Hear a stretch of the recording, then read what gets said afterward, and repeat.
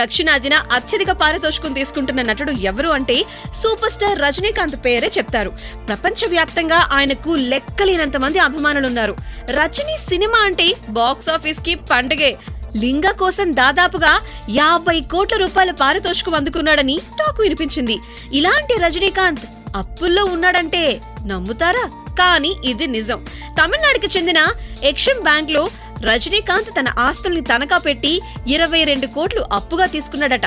Bank ఎన్నిసార్లు నోటీసులు పంపించినా రజనీకాంత్ స్పందించలేదని తెలిసింది. వాయిదాలు కూడా చెల్లించకపోవడంతో రజనీ ఆస్తుల్ని వేలం వేస్తున్నట్టు ఆ బ్యాంకు ఓ ప్రకటనలో తెలిపింది. ఈ వార్త వినగానే రజనీ అభిమానులంతా షాక్ కి గురయ్యారు. ఎలాగైనా రజనీ ఆస్తుల వేలం ఆపాలని కొంతమంది నిర్ణయించుకున్నారంట. చివరికి ఏమవుతుందో చూడాలి.